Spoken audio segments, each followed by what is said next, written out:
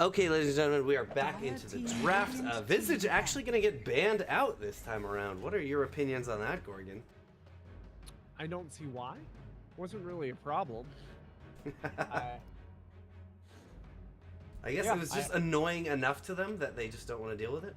Yeah, maybe they're just looking to get a really fast game going, and they realized that the rat potential there could have been a problem if they had a very hard push 5 seconds lineup. remaining. Right. I would expect that a Visage ban means one of two things. Either they know that the hero that they're going to pick can't lane against Visage, which, means maybe a Juggernaut mid or something, or they plan on playing 5-man, and they don't want to get ratted. But if that were the case, I would expect to see other rat heroes being banned out as well, like, see the Tinker get... Tinker, yeah, I think the only one meta right now is the Tinker, right? We don't see... we see an occasional Nature's Prophet, but that's a really player-based pick, not a meta or team-based pick. Yeah, you really don't see any other ratters very, very commonly. I mean, I guess Naga Siren could potentially be played as a rat, but not at the same time that she's played what is her current role. Empirically, the easiest to execute way to have success with her with that Meteor Hammer. Dire team pick. Bane. All right. I'm back to the Bane. Back to Bane. Back to Bane 6. Team pick. Somebody's been watching Knitter Meepo too much. All right, here's the Shadow Fiend. There we go. Clockwork picked. Shadow. Anytime you see a pet Clockwork picked up, in when they have that 2 picks in a row, Shadow Fiend is usually coming next. I mean, everybody here knows my opinion on this. The fact that we're getting, bi-monthly patches and we haven't seen the interaction there removed is absurd to me. And honestly, it should be. It's the only type of interaction like that there is, and you can tell it's very niche. And so last time they had the Shadow Fiend, McMaster's had the Juggernaut, and the Juggernaut kind of styled on the Shadow Fiend a bit. And yeah, I mean, they ban it up pretty evenly in lane until the Shadow Fiend kept dying. No, the Shadow Fiend got kills. It was the reverse. Remember, that was the game where... Yeah, they were behind. Yeah, they were behind, and then UConn made that one really terrible mistake into both the Juggernaut and the Luna, and that's a lot of push potential, right? So, interesting to see the Shadow Fiend come back out. The Clockwork pick with him gives him a very substantial early game advantage in terms of just being able to sustain damage in his lane and get his last hits, which means that he'll be less dependent on rotations as well. While we're here in the draft, it's probably worth mentioning that CSL is a league for college students. As you all know, these guys are playing for scholarships. It's a tremendous program. It gives everybody the opportunity to have a really great extracurricular hobby. It brings, STEMs interested people largely into colleges and schools because they're interested in STEMs, but they're also interested in gaming. It gives these, for me as an old man, I can say this, it gives these kids an opportunity to do something that will both help their education and help them build sportsmanship and teamwork and all of these other things. So, I'm really happy to see this program continuing to take off and continuing to do so well with so many titles, as I know every caster here at CSL feels that same way, and we wouldn't be able to do it without sponsorships. Twitch being a prime example. From PAX East to PAX West, Twitch really has helped make CSL what we are today, and we would not be able to offer scholarships, LAN experiences, travel, really once in a lifetime competitive opportunities for people that, play esports at a high level, but aren't really likely to make it to that pro tier before they go into their, post-collegiate careers. Twitch makes that happen. It gives these opportunities, and it gives you guys something to watch, something a little lulzier than pro, but definitely better than watching pubs.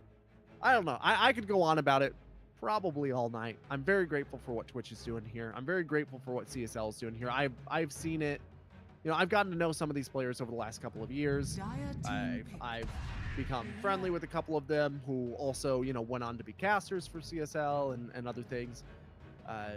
it's really a life-changing opportunity to be here. And I do know as well, sometimes at these LAN finals, we do get scouts from professional teams. CSL is 10 seconds a remaining. whole enterprise based around the idea that 5 college seconds players should remaining. be able to develop these skills while having fun. And I think that they do a really good job of it. Bring it all back around to Twitch. They provide the money, and you can't do it without that. So thanks to Twitch for being there. If you guys want to go ahead and show them your gratitude as well, you can tweet at them, you can Facebook them, you can send them a carrier pigeon. Just let them know that you're watching C-Star League, that you appreciate their support. For real, it means a ton to sponsors when they get actual people who are willing to put actual effort into contacting them and thanking them for making this type of content. So that's going to be my plug for the sponsor. And you can, of course, check out Twitch Student as well. It's a great program that they have there, as I'm sure most of our audience here are students or planning on being students in college very soon. I agree with what Gorgon said. That's my contribution. There we go. And moving back into the draft, another game with Luna. Yes, this one, it's going to be on McMaster this time around, and UConn, they pick up their Disruptor again. They've already got Clockwork, so they're not going to have themselves a Naga. Radiant team pick. Ooh, Terrorblade. So they're gonna have the pushing potential. And Terrorblade's an alright response to Luna, because if he just makes a copy of Luna, then that Luna copy will take out the other Luna copies, the unfriendly Luna copies. 5 And then you're a seconds happy boy. Boy, that sounded like an M. Night Shyamalan film with how convoluted it was. The Luna copy that was your friend was actually the Luna copy that was your enemy. Directed by M. Night Shyamalan. Shamalama ding dong. Dire I mean, team it'd be better than Avatar, right? Legion Commander. So, Legion Commander, not a hero that I would have pegged here. Very interesting. Really good against the Terrorblade. If you can get that duel off, he's not going to be able to use the Thunder, right? Yep, even he's got great dual targets. If you can get the real Terrorblade or Shadow Fiend as well, once you get that Blade Mail up, Shadow Fiend will destroy himself on you. Yeah, he is. I mean, a little bit later in the game, he'll be able to build some health, but particularly through that like level 12 to 14 stage, that mid game, Legion Commander will be very dangerous. And with the Bane Nightmare, the setup is just 10 seconds super remaining. potent. 5 seconds. Like, you don't even remaining. need the Legion Commander to get a Blink Dagger this game in order to or a Shadow Blade, right? You can go straight into Blade Mail and have the Bane do all of your setups for you if you want. So still no Quat ban Radiant here. team pick. They maybe aren't worried about it. Is They that a haven't- support Sand King, or is it a mid like Legion or Luna? This is probably going to be a roaming Sand King. This That's is what I that's a think, 4 Sand King, 3 off lane Legion. No way Luna goes mid. So 10 seconds McMaster remaining. clearly, clearly looking for their one here. But what shall 5 it be? seconds They're remaining. missing a bit of control. They might consider the puck. But those are kind of McMaster's taking quite a bit. They're going down to the wire here to Dire think about team it. pick. It'll be the sniper actually. Oh boy, is Interesting this? call into Disruptor Clockwork. That's a lot Yeah. of gap closing. And they've already got, Luna, who's going to be wanting to farm. Sniper, he's not really ready to fight 10 out the seconds box, remaining. right? I'd have maybe got even behind the Dragon Knight here for extra Choose push. your hero. I was just about to say when this game started, I'm really surprised we haven't seen any Tinies. And here we are. Tiny provides a ton of push as well. Either team, honestly, if the early game goes well for them, could just snowball into a 20-25 minute victory here. Yeah, McMaster cannot afford to give up an early game like they did in game 1. Yeah, they absolutely need to make sure that they've got themselves in tow here. I assume that Luna is just going to be a traditional safe lane with the off-lane Legion Commander instead of running it aggressive again, because they really don't have the need. The Legion Commander should be able to get her farm, whether or not she has a solo safe lane, right? So. And Tiny, I mean, let's see, strategy-wise, the Tiny won't have the worst time going into a tri-lane like this.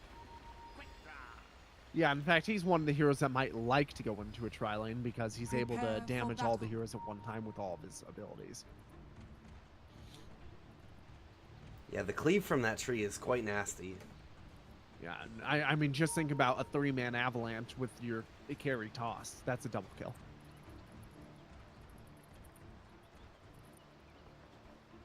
So, Tiny is going to be your offlaner here.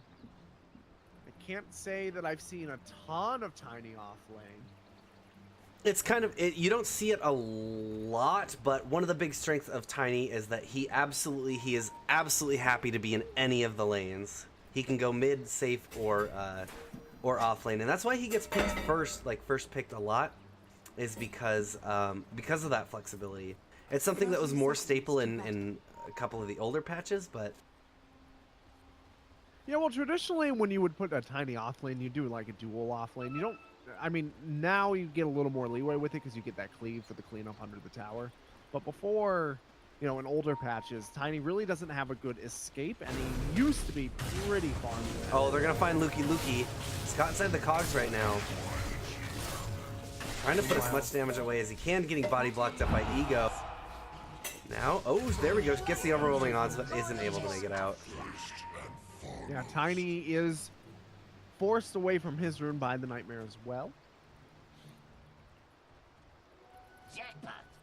So that is 3 runes going the way of the Radiant team. Which is once again McMaster. Lucky for me, no overlay switches today. That makes it super easy to remember to switch to change the overlay to in-game and put up the last hits, which I did. 3 out of 3 tonight. More than I'm doing, but my hotkeys are all messed up. All comes Already back. 13 denies. God damn it. Ice Frog, can you fix this, please? It's impossible. Impossible to cast under these conditions. Lukey, I hope he doesn't have as disastrous of an offlane as he did last game. Gonna walk into 2 sets of walk into the cogs, or get hit by the cogs and then walk into them again, which is less than ideal as well. You know, every now and then you want to test to make sure. Science is about reproducibility. It's You know, true. Whipper? All right, here they go. Logan, he's got the cogs. He's gonna be able to push Lukey back, or just catch him inside of the cogs. Ego coming around to the backside, and there we go. Another kill.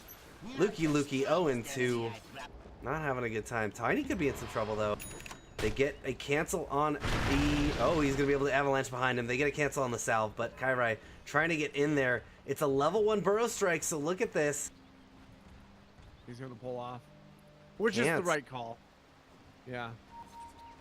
That burrow strike would have connected there and he would have gotten some damage, but he does not by himself have the damage to clean that up, especially with the arbor aura that comes off the tower. As soon as Tiny got in that tower, he was safe. So force Tiny out of the lane, though. Yeah, which is honestly probably better than killing him at this stage. Like, you've already lost or you've already missed the first blood opportunity, and this will keep him gone longer than just killing him would have. So Tiny has a greater opportunity cost right now than if he had died. In fact, he's coming to the mid. They're going to smoke up with Clockwork behind him. They're going to throw the Clockwork onto High End. High End is trying to make it out of there, but here comes a Raise Avalanche. He walks out. He's going to hit the cogs, and there we go. Nasty combination. That throw with any kind of hero that has a great skill, but its biggest weakness is he has to walk onto you. The throw is the poor man's Blink Dagger. I mean, in this case, it's even better because it damages on impact too, right? Yeah. I mean, that was a really, really good play. Ooh, Kairai. He's going to eat the last raise. Insane walking away. High End could get a kill here. He's got to be really careful, though. Dropping as many shrapnels as he can. He wants to get the damage, but Logan is just in his face. Now, Insane's going to come back around. He doesn't have the mana for a raise, but a couple right clicks might be able to do it. Logan, got to be very careful. High End's going to get into the trees, trying to juke away. Logan, oh no, he's going to find him. 1 shot, 2 shot. No way High End actually makes it out of here. It's gonna cost us support rotation. Suboptimal's gonna find Logan. Kyra's gonna find Logan. The jungle creeps are gonna find Logan, but Suboptimal will clean it up with a brain sap. Thou shalt not deny. That was insane. Absolutely not. Yeah, it was unfortunate that he found the camp that he did, because these things don't do a lot of damage right now. Yeah. They certainly don't do chunk damage, right? Which is really needed. He probably could have gotten up the hill to the ancients, but you know, then he would have been seen doing it, which was a whole different type of risk.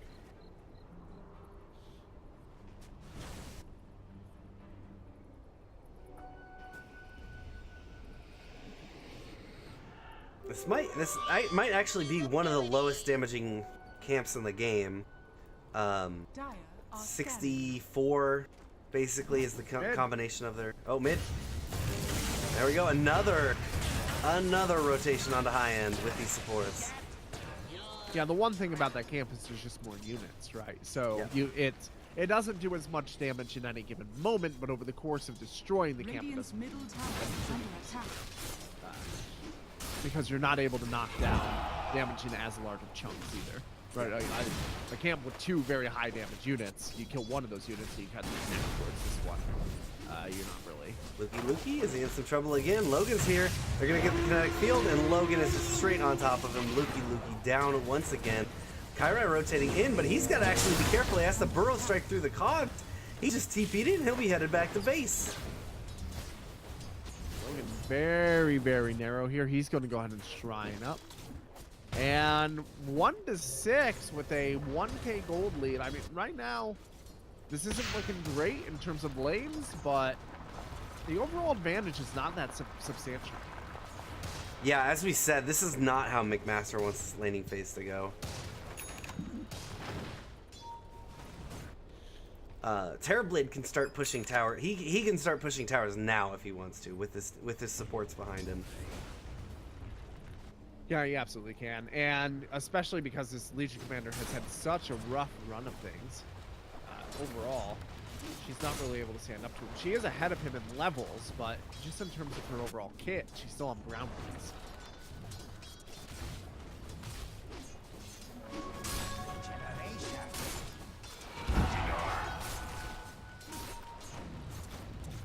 So, kind of a break in the action here, as you can tell by the silence. Soul Ring almost out of the Legion Commander. That will help her ability to go into the jungle a little bit. Here they go, another throw onto high end in the mid. Logan immediately getting the cogs out and is just going to TP away. So despite taking many tower shots, he's gone and safe. They're getting the value kills, and away they go.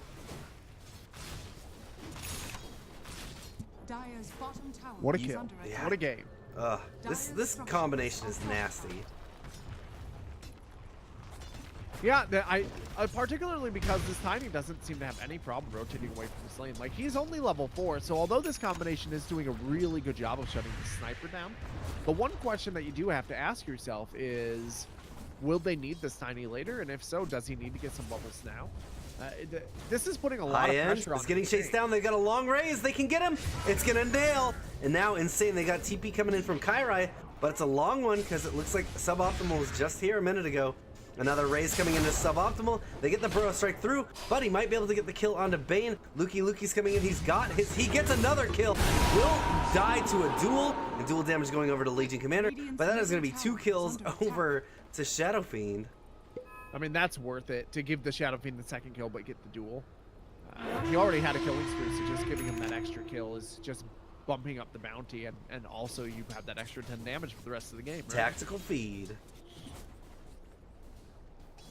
The ultimate in a perfect world, you get the duel and you don't feed, but, you know, you gotta do what you gotta do. Give for the take. But yeah, back to the point that I was trying to make before they so rudely interrupted me by playing the game. Insane has a lot of pressure on him now because so many resources from this offlane have gone into shutting the sniper down that if we don't see a tremendous impact from Insane, I'm talking like game running impact, he's actually being underutilized. Yeah. Logan, he's going to get a set of cogs out onto Lukey. Lukey has the Oh, there we go.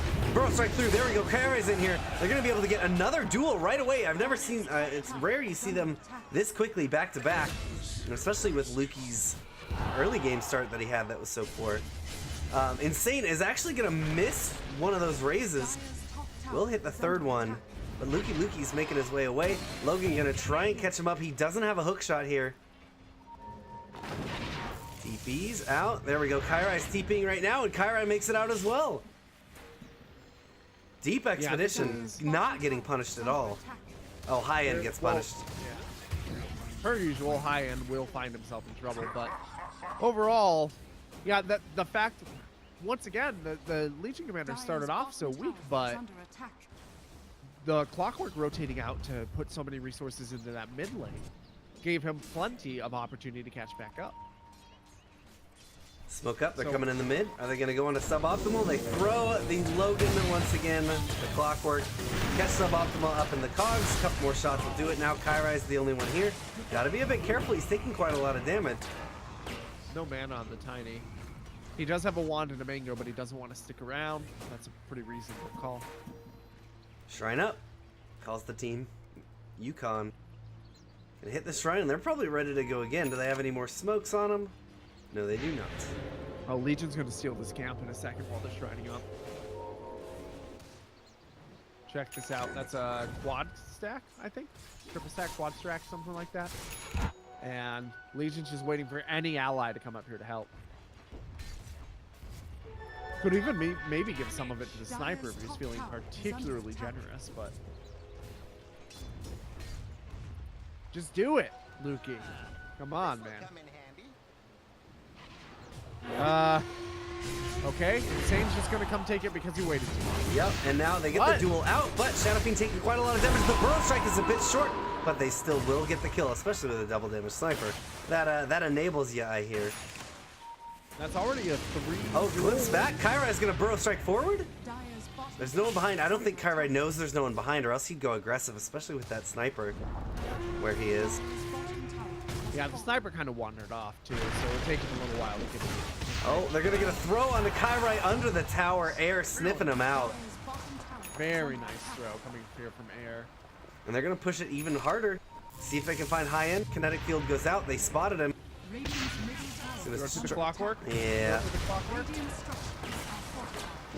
High end's making his way. There's the throw. But high end, he's gonna get healed up. They're trying to buy as much time as they can. We'll finally go down. Luki just going to escape on out of there. Meanwhile, in the mid, Ego taking some towers. As we said, Terrorblade with meta up, he's a tower pushing machine. Yeah, they really shouldn't necessarily be in a position where they're struggling to just split push with the Terrorblade. Considering the start that they got. Luki. Oh, Logan's gonna miss with the hook shot, but Luki is getting chased down so much they drop the static storm that he has to just run back in. He forced him to waste that shrine, basically. They didn't get much out of it. Yeah, and tactical feed, right? He did it so that he didn't have that killing spree bounty.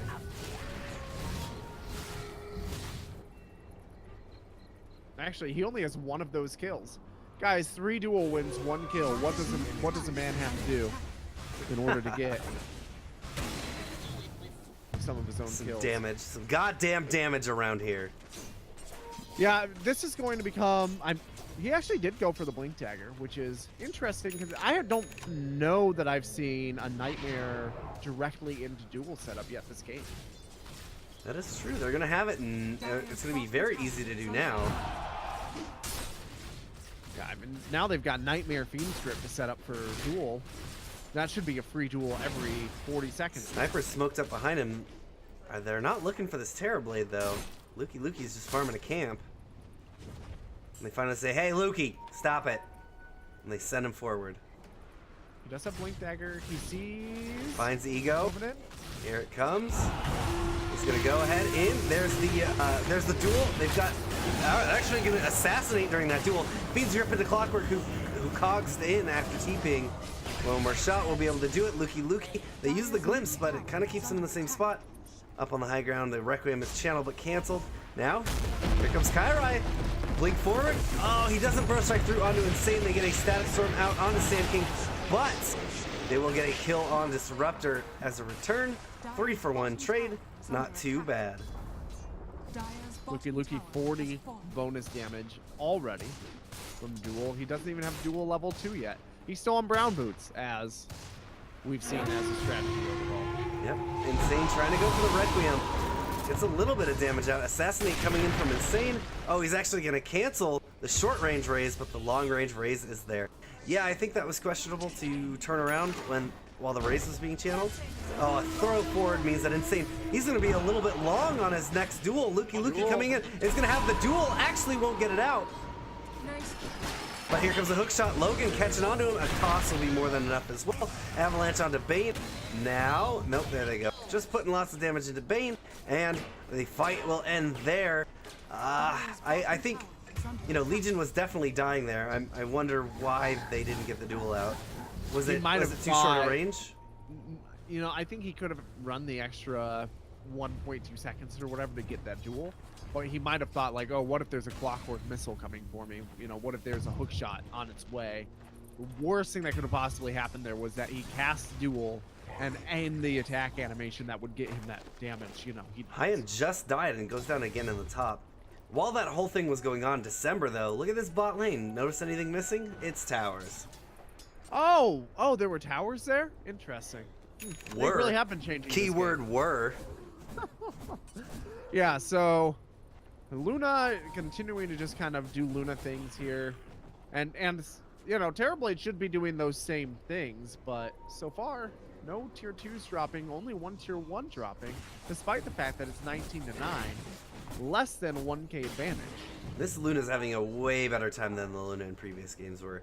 Has Mask of Madness up, has the Dragon Lance up, is very close to having the Force Staff up as well at 15 minutes. Well, this is the first Luna that we've seen that wasn't in an aggressive lane, and that's the difference. As we say that, she might be getting rotated on. We got the tossed combo ready to go. Luna goes into the trees if she shows herself right now. She knows something's up. She sees people at top. Is this going to bait her out? I think she's waiting. Burst strike through onto Terrorblade. Here comes the duel and the assassinate. Gonna clean that up. Now she's gonna show herself. Oh no, Avalanche into the hook shot. Now trapped in the cog. Static Storm as well. Luna just trying to fight away. She's got her Mask of Madness running. Won't be able to get any kills. Did a significant amount of damage, but down she goes. Yeah, but meanwhile, top they got a duel onto a Terrorblade, and they got a tier 1, and they're gonna do a little bit of chip damage to a tier 2. So that's a pretty open trade. Especially if you're tactically playing from behind. It really doesn't feel like it, though, does it? Yeah, 54 damage on Lukey. That is a substantial amount at 16 minutes. Those early duels, it's typically they're used for control, and it's not uncommon to see Legion Commander have little to no duel damage up until level 2 gets up, whereas teams behind him with damage. The amount of damage that you're even going to be able to accumulate at that stage is so minimal because it's only 10 per win, and you're not going to be able to get your teammates to stop farming in the early mid game, right, in order to come and get those duels regularly. So you're thinking like, oh, even if I duel every time my team is ready to help me, I'm only getting 20 damage. You know, I'll just use it for control. But this team has done such a good job of making sure that there are players available to help with these duel kills. Oh, now, insane. The real question is he are going they to going to suffer here? an experience? Oh, Lukey makes his way out. Wow, just in time, blinking out. Here comes Insane. Insane is going to get the Yules up. Here comes the Requiem Bomb. Oh, they get the Blade Mail out just in time. Lukey trying to come in. He's got Blink in just a second, but the hook shot is there. They're going to be able to catch him. Oh, no, Lukey. Oh, baited him so good. I don't know if that was an intentional bait. I suspect it was not, but it ended up working out great.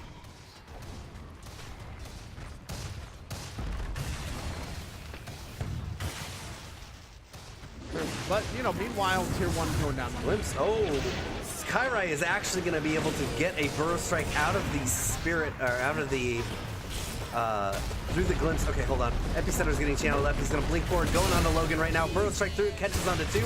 They're throwing some raises, but they get a return kill on the clockwork now. Are they ready to fight? No. High-End knows he's got to go. Suboptimal support will die here very quickly if he's not careful. Here comes one raise. Oh, but he's going to turn around immediately into the Fiend's grip. Now he gets the Insane gets the kill, but one more shot. There they are. High-End even could get a kill onto Unclose if Unclose isn't careful. With an assassinate? No. Ego's coming in. Metamorphosis up.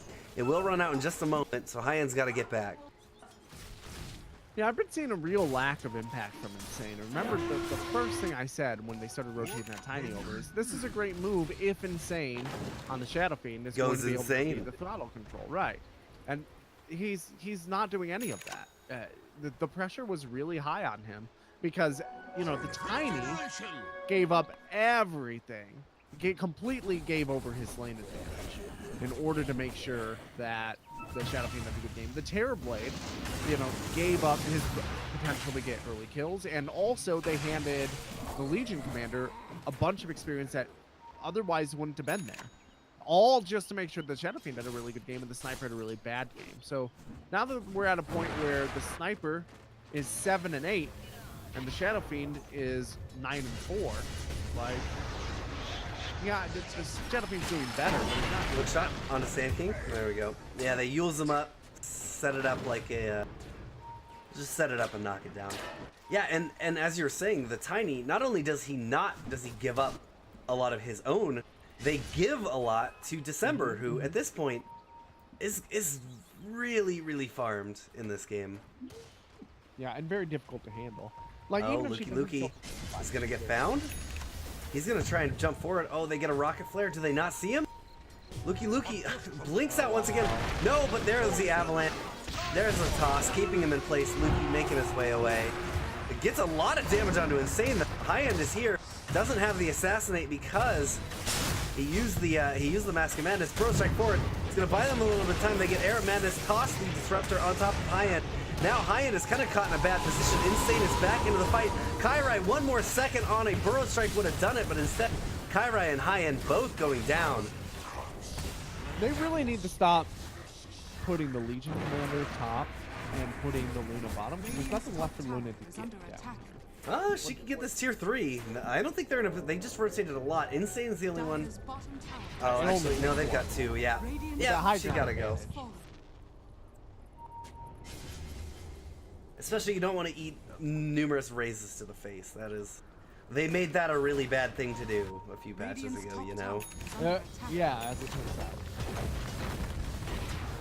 out. Let me correct you. Turning out onto Ego. Oh, they get the Nightmare onto Terrorblade. Or on the Illusion, excuse me, I mean to say. Legion Commander's wrapping around the backside, though. Looking to see if she can get this duel. Instead, she's going to find a creep camp. And here comes the duel. It's going to come out onto Terrorblade, but no one is here with her yet. They get the control, but she's in a bit of trouble, actually. Taking quite a lot of damage. Blade Mail for that duel. She didn't have Blade Mail up in the duel. She's got a magic stick, and she should use it. Here comes the toss avalanche. They're going to get Fiend's Grip out onto Tiny, but once again, they don't have the damage. Yeah, that was none of their real damage dealers are here. To do that duel without Blade Mail was really bad. We're going to lose another hero here. Not getting anything out of the Luna during this period, although she's very close to her BKB. Yeah, that was... Oh, they find her with a hookshot. Luna. She's got to be careful. Cog's going to be going down. No, she makes it out of the Static Storm. They glimpse her back into it, and they find her. She's actually, because of her kill situation where she hasn't been contributing much to this game, she's not worth all that much. The AoE gold, and also... Oh, Insane is just destroying the rest of the team in the back line. Everyone is gone. God, it's so easy to just miss a hot feat and lose a fight. That whole fight goes totally differently if that Blade Mail's up during the duel. From beginning to end. Is this gonna be it? Is UConn gonna take down McMaster, give them their first L? They very well could. Like I said it coming into this game, and I mean it. This is a very disciplined duel on top, went out onto Ego, they got him. Okay, continue. No, don't continue. They're fighting. Suboptimal support. Eating some raises. One more is going to do it. They get a hook shot forward. Now Kairai is in a position he might be bad. No, he's going to be able to walk back. And over to the tower they go. I don't think there will be a response from McMasters. Now go. Well, I was just going to say that UConn is a very skilled team with a lot of experience. They have experienced players. They have an experienced team dynamic. And they're very disciplined overall. The fact that they lost at game 1 due to that momentary lapse of judgment really doesn't speak to the overall skill and awareness that this team has. I would, if there is a team in this division that's going to give McMaster trouble, it's going to be UConn.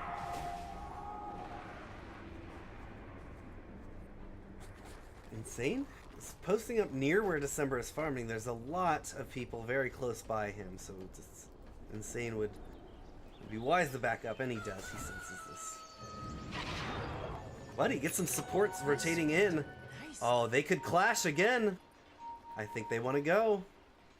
Where are they going? They get the hookshot forward. It connects on the Legion Commander. Legion Commander trapped inside the cogs. Here comes Insane, channeling up the Requiem button will be canceled. They get themselves a kill onto one. Here comes the Eclipse, jumping on the Insane. Both are BK'd up, so it's not going to do too much. But they get the kill on the Shadow Fiend. Not able to kill the Sniper as well. He's in 4-staff out of there. December trying to chase down onto Tiny. They've got Disruptor in the backline trying to just stop them. But he will get Nightmared up. Now McMaster's going to try and just cancel this fight up. Burrow Strike ready. Oh, it's not going to hit onto the real Terrorblade. Kairai is going to get glimpsed back. And that's a kill they didn't necessarily need to give away when he could have just retreated with his team. Yeah, neither team really had a reason to fight there, which is what makes that fight so deliciously awkward. You know, when you're deciding whether or not to take a fight, one of the questions you have to ask is, okay, oh, they're going to get a glimpse onto the high end. Avalanche not going to hit, and they have to go. Well, one of the things you have to ask yourself before you take a fight is, okay, let's say this goes perfectly. What do we do? And like, what do we do immediately after? What do we get out of it? And let's say this goes terribly. What do we lose? If that fight goes perfectly, they get nothing out of it because the Terrorblade was nowhere nearby, nor was he split pushing a lane. So they just get some kills, and then they regroup. And if it goes terribly, they really get nothing lost. So there's no real risk, no real reward. It was just a really odd moment to choose to fight. Now, they could have waited till the Terrorblade got to the top lane, so that if they won that fight, the top lane would have gotten pushed in. They could have waited for the Terrorblade to be with them, so that they could then move into a push in the bottom lane.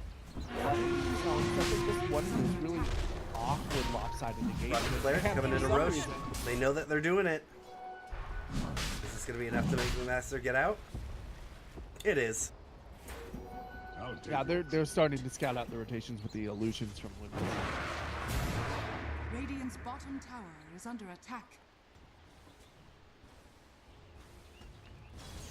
So, and back to the farm game. This is a little awkward because of how much this Legion Commander was doing earlier. Ever since that one death, she kind of fell behind where she needs to be. She was expecting to get a surge of gold from that death and a little surge of from that kill. That would have enabled her to be much farther along by now. But the domino effect, or the butterfly effect of missing that kill has put her a bit behind where she really needs to be. The smoke coming up out of them in the bottom jungle. Let's see what they can find. Certainly looking like they're not going to find much. They will find Terrorblade farming up on the high ground if they can get into him. Come around the side. Are they going to find him in time? Oh, here it goes. Jumping forward. They get the duel out. Once again, Blade Mail's not up, but they've got the damage that they need. Burrow Strike forward. No duel victory, but they do get the kill now. Hookshot forward, Legion Command.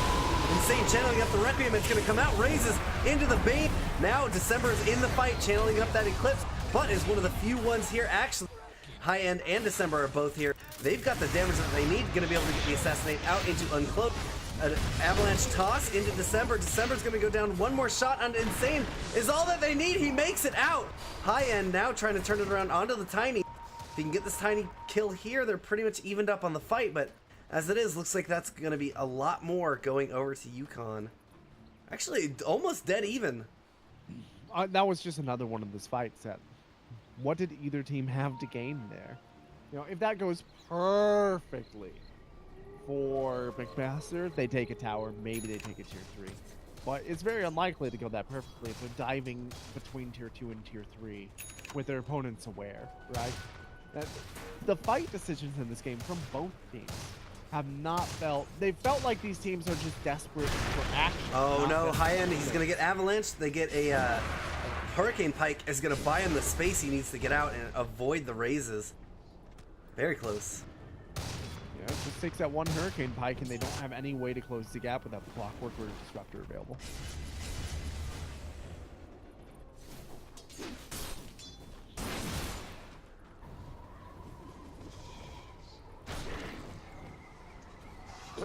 So, I mean, Roshan is still available here. Both teams are very aware of it. And that's really... Presumably, if you are either one of these teams, that's what you want to send your fight around, taking the Aegis. Neither team has done it so far, but presumably that's what you want. Find a pick off, get that Aegis. Get that pick off in a position where you're able to collapse onto the Aegis afterwards.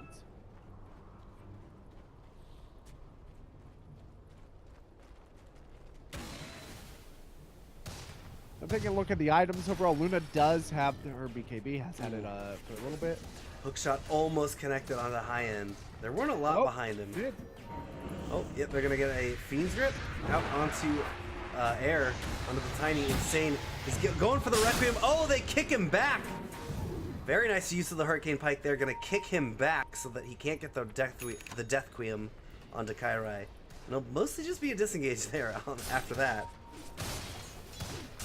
Radiant's bottom tower is And, under attack. you know, scouting out the ropes, both teams once again very aware. This is a really good push by Ego. Oh, Burst Strike comes through onto Terrorblade in the bottom. Here comes the duel. They get the duel suboptimal here as well. They should be able to get the taunt kill, the duel victory, and a kill onto Ego right now. That is very good for them. They needed that.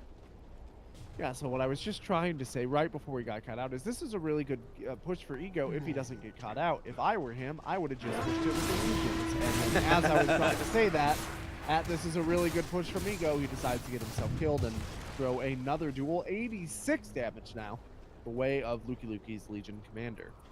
Luki's looking scary, especially with that Lunar Blessing on him as well. Tons and tons of damage. And he'll have the duel up again here in 5 seconds. They've got a high ground available. 30 seconds, no Terrorblade. Are they gonna go for it? Luki looks like he's fishing. Actually, they're just gonna they're gonna use that press the attack on December to make sure the enemy team can't get in here. 15 seconds, they've still got the siege creep so they can get the damage. They get it, claim the tier 3, and they want to back up here? No. They're gonna continue going. Press the attack out on December again. Blaze bouncing away. Now they're gonna have Terrorblade up in a sec. December's up on the high ground. Now they're channeling away on the Epicenter. It's gonna be able to get another kill onto one. Immediate buyback on Insane. So Insane will be back in this fight. The Shadow Fiend.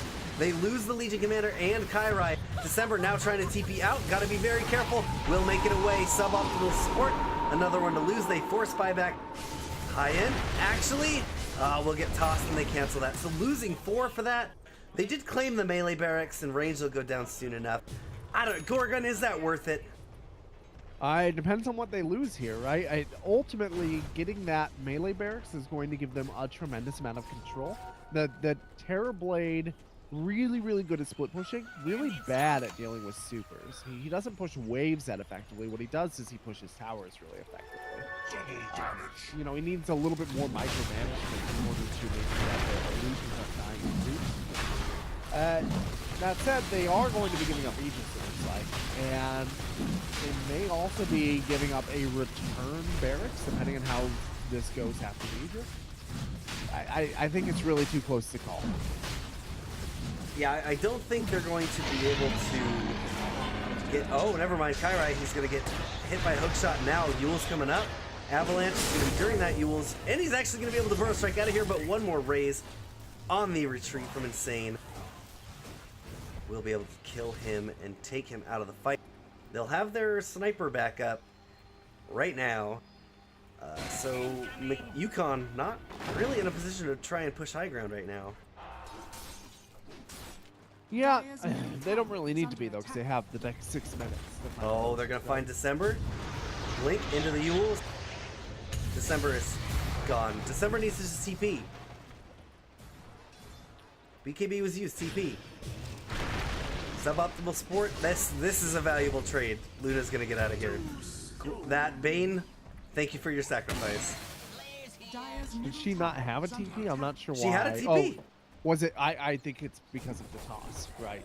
You can be Oh yeah, tossed that will out of still TP. cancel it. Yeah.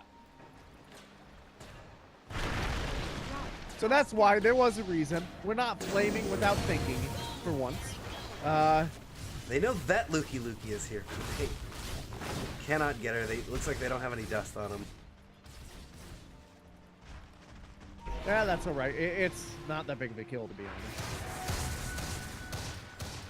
Right, Lukey is in the bottom 5 in terms of net worth, where she's basically neck and neck with the Tiny. Net worth overall, still extremely even, only 2k differential, one way or the other. The Megas are a pretty big advantage, but so is the tier 2 still standing in the mid lane for Dire. Smoke up from UConn. Hunting expedition. Not finding anyone yet.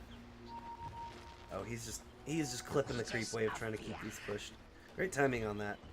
He knows when to fire the rockets to impact the creep wave wherever they are. And are they gonna find Lukey? They are gonna find Lukey. And they're even going dusting to out. erase Lukey. Here they So go. Sand King's trying to push this forward as best as he can. His team isn't going to be able to respond here, though, right? Insane still has that Aegis, so they're going to have to be able to defend. They've won a lot of fights with these good duels in the beginning to pick someone off. You know, kind of similar to the Batrider. They throw Insane at the tower. Insane's going to get Yules up onto Sniper, bursting it with the Requiem combo. And now here they go into the barracks. They've already, or not the barracks yet, tier 3 is down, into the barrack, getting another kill onto the Bane. Now buyback is forced to be used. They've got Kyrai coming in, he's got the epicenter channeled up, Burrow strike through onto 2. He's done the damage that he can and now needs to make his way out. Yule's up, Kyrai gonna be dead once again. He has a buyback, but he's already blown his load and I'm not sure there's much he can do. December and Haya now need to stay alive. They get the Aegis popped onto 1. They're going to be able to get an assassinate out onto Tiny. Now back up from Insane. They got the 1 set of barracks, and this puts them in a great position to take a second. They're going to play it safe though, and they back up. So they've evened it up now. It's not over, but if it keeps going this way, UConn is in a great position. Yeah, UConn are pretty happy with that exchange. McMaster do still have the opportunity to force a buyback out of that Tiny, maybe strip a tier 2 on their way. If they could get rid of this tier 2 in the mid, it would open up a lot of opportunities for them to start getting some better warding down, to apply more pressure, split pushing with illusions, which, by the way, no Manta, even in the build projection for Luna.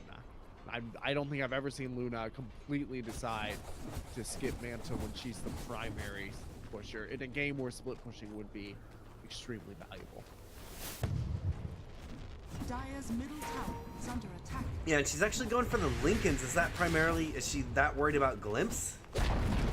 Yeah, no, probably not the Glimpse because she's got BKB. It might be Sunder? the Sunder. Yeah, that would be my guess. And with that up, she can BKB TP whenever she wants. Well, no, because Glimpse doesn't, Lincoln's doesn't stop you from being tossed as long as you're not. That's right, yeah. There's That is no correct. way.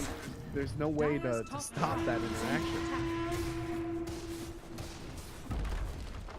Dire's top shrine. Now, granted, it's still kind of difficult, especially if you're TPing out of a group of creeps or something. It's a little difficult to guarantee that toss target is there, but.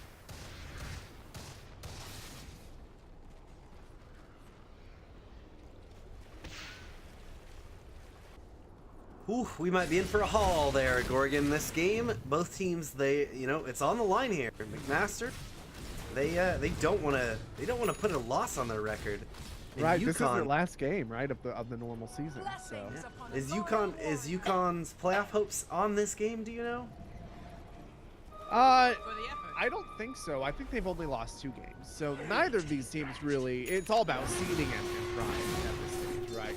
But, you know, these 2 teams are probably going to have to go up against each other again, either leading into leading through the playoffs or in the grand finals. I would expect one or both of these teams to make it to land. These are definitely 2 of the better teams that we have available. And so this is a good opportunity for them to feel each other out. They probably will not have many opportunities to scrim each other. They're just flaring up Roche. Roche not going to be up for a couple minutes. Here they go. They get a duel out on the Disruptor. Oh, they try to stop him with the cogs, but he will be able to get in. They get another duel onto Luki up to 122 damage now. And they gotta be. This is the part where you gotta be careful. Legion, if he just jumps in and grabs someone, especially once this BKB's up, there's not a lot that you can do to stop that person from going down with enough damage coming out. So this push is either extremely ill-fated or they know something that I don't. But like, look at this Luna just getting forced away. They're trying to bait a bad engagement out of UConn, but when UConn's all together like this, that's much easier said than done. They're getting the chip. It'd be a lot better, as you said before, if they had a Manta. They could slow siege this as slow as they want. Right. Especially with the sniper on the back lines, but they need something soaking up damage on the front line before that sniper can get anywhere near the tower. Dire's bottom shrine UConn's wisely not going out of their base. They're just going to give up their shrines. UConn's still at a pretty good advantage. McMaster recovering a little bit here in the last few minutes, but not by much. 7K at 40 minutes, though. We're basically even here. Yeah, 7K 40 minutes means usually a core is a buyback that the other team doesn't have. I will say a significant amount of that is stacked on December, who doesn't have that Manta. Right. And nor does he have the survivability. Luki getting another duel onto Insane. Here they go. Oh, the hookshot comes forward. It's not going to be able to stop up the damage. 120 seconds dead on Shadow Fiend. He's going to have to buy back if they choose to push, which I don't think they will, especially because Legion Commander just went down. They actually buy back on him, and now McMaster needs to get the hell out of here. High End trying to make his way away. He will have his Hurricane Pike in 10. No, not for 10 seconds, so he's got to be really careful of Tiny. He's trying to fire away into the Tiny, using the Assassinate. Oh, but he's just going to get Avalanche tossed. That was very questionable turning to fight like that. Yeah, this is... He doesn't have buyback either. He does not have buyback. So, you know, turning to fight when you don't have buyback in a situation like that, very risky. Granted, Roshan is not up. And the waves aren't pushed in, so they probably don't lose a ton out of this, if anything. Yeah. But it's just, you know, one more lost fight that gives advantage. Yeah. And Sniper, his buyback is sitting in his stash right now, and some items that he's not even using. Obviously, he's close to that BKB, and it's tempting to want to buy that out, but they're not going to get punished for it, though, so it's not a misplay, it's not a mistake. He's not doing anything wrong yet. Yeah, December's going to find Logan in the top. Ego, though, might be able to turn on to December. December, yep, taking quite a lot of damage. One more second on his TP. He's in the back line. He's not going to dodge the Avalanche. December goes down. Now their waves are getting a little bit more in position. The bottom wave is, at least, but they should be using this on the top. Duel out onto Disruptor. They're going to be able to use the E-Blade, and oh no, they cancel up the Requiem. There it is. Still, that was that Ethereal Blade out onto, what was that, the Shadow Fiend? Very good pickup. Yep. Shadow Fiend picking it up, and that's the only way they have to stop duels right now. Right, well, yeah. As long as Leaving Commander doesn't have a BKB, it's not a ton better than the Fuel Scepter. Oh, right. But, I was expecting he had that done by now, but no, he's saving for by now. And remember that BKB was the item holdup that we've been seeing for at least 25 minutes. He ended up deciding to skip it and then go Shadow Blade with 2 components done, I think that that's pretty questionable. The damage and stun that comes out here, as well as the deaths to things like Glimpse and Kinetic Field, probably would have been worth that BKB much more than the positioning advantage that honestly isn't all that useful. Now UConn has the Aegis. They can. They're going for the high ground push here. They get a fortification out. Here comes the Epicenter. Burrow strike forward. Lots of damage on the Ego. Ego not the one with the Aegis here, but they get a Slunder out. And Insane gonna E-Blade up. Kairai down. No buyback. Second set of racks going down. This is really a one-fight game. Insane gonna get the Requiem out onto the Bane. Walks his way away, getting right-clicked up from high end, but they get the space that they need to get the melee barracks, and that's gonna get UConn out of here. Now that's a substantial advantage because now your lanes are even and your split push works just as well as it ever had. Radiant's bottom shrine is under attack. And they're also going to get a shrine on their way out. Radiant's bottom shrine has fallen. Yeah, So 12k now at 44 minutes. That's a much more noticeable lead. and that was after McMaster recovered it to 5k. Yeah. Yeah, it's a difficult position to be in. No Manta for split pushing, and also that means that the Luna isn't able to push these waves out in safety. Like if she had the Manta and they had 2 lanes of supers against them, big whoop, you just Manta up with the creeps and you push those supers out, you never have to leave your base, you're totally safe. Without it, like look where she is right now. She has no idea if that Clockwork is standing around the corner ready to kill her or not.